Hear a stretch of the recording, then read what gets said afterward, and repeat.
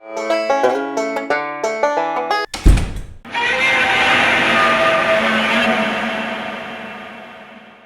everybody, Yankee here. You know, one thing everybody knows I don't like, so they ask me lots of questions about it, is appendix carry.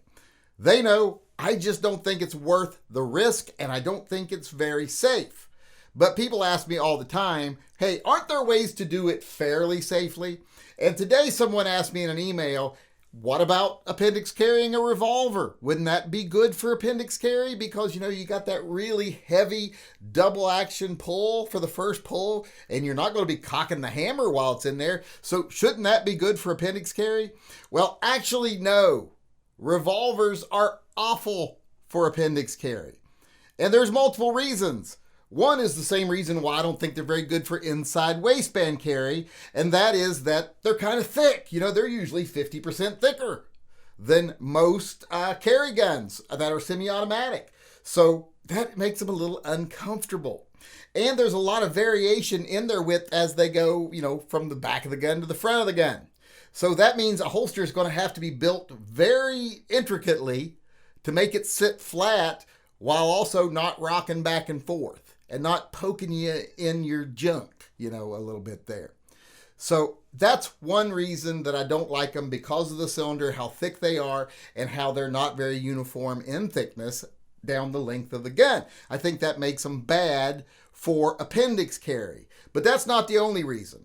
Let's actually look at the dimensions of two guns here, a 4-inch Glock 19 and a 3-inch Smith & Wesson 686. And I'll show you here why, if you're going to choose a revolver for appendix carry, it's probably going to have to be a snubby, unless you got not much going on down there and you don't mind getting poked, because the dimensions on those guns are misleading. All right, when you look at the dimensions of the two guns, you're going to think, you know, the revolver, of course, is thicker. In this case, it's about 50% thicker, which makes it bad right off the bat.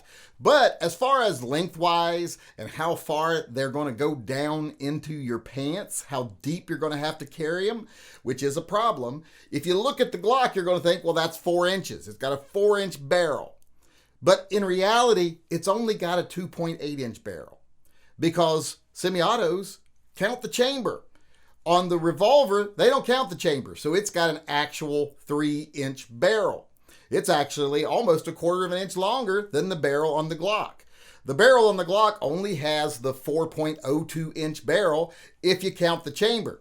If you count the chamber on the Smith & Wesson, you're looking at about 4.65 inches of barrel and chamber. So right there, it's longer. It's like 0.63 inches longer. That's 0.6 of an inch and then some. So that's over a 1/2 inch extra going down into your pants. And also, where the triggers are set up on the guns makes a difference too, because if you look at how far up the holster has to come on the gun just to hit the face of the trigger, well, it's longer on the Smith & Wesson. On the Glock, it's only 3.4 inches. But on the Smith & Wesson, it's considerably longer. It's 4.5 inches. Now it's 1.1 inches bigger overall. And like I said, that's more that you have to be able to put down in your pants and still be able to move freely. If you look at both of these guns relative to your belt line, when you put these in a holster that covers most of the trigger guard and holds the guns pretty much in equal height above your belt, you're going to see there's way more gun coming down into your no-no zone. No-no zone. And like I said, unless you got a lot of extra room down there, that's not going to be comfortable. That's just a lot of gun to have below the pivot point, which is going to be your waistline, your belt line. That's where you're going to pivot. And the more gun you have beyond that, the more likely it's going to be really uncomfortable and it's really going to poke you. So when you add the fact that there's just a lot more gun below your belt line to the fact that they're also quite a bit thicker, that just doesn't add up to being a good gun for appendix carry. There's a lot of guns that are better for this purpose. And also, I don't like the fact that there's no option for a safety on a revolver. That's something I would rather have for an appendix carry gun. But you do have that heavy trigger, so that's not too bad. But I would prefer a gun that had a manual safety if I was going to carry pointed at my junk. And right now, some of you might be saying, well, that's a big 686. If you used a little snubby J-frame or something like that, it'd be a different story. Not really. because the barrel lengths are going to be the same. A 3-inch barrel on a J-frame is the same length as a 3-inch barrel on a 686, and the chambers are the same length. So you're really just saving a little size in the frame. If you're going to want to have a 3-inch barrel or better, you're going to be screwed. You're going to have to go down to a little tiny barrel. And then still going to stick down just as far as the Glock, even though the barrel's shorter. It's going to still be a little bit longer down into your pants than the Glock, even though it's only got a 2-inch barrel. So not a good option. Now, there is one gun that I do think is kind of an exception to the rule when it comes to revolvers not being good appendix guns, and that is the Chiappa Rhino 200DS. And the main reason is its unique design. If you look at the trigger here, it's mounted closer to the front of the cylinder than it is the back. So that negates some of that issue of that 2-inch barrel being shoved down below your belt line.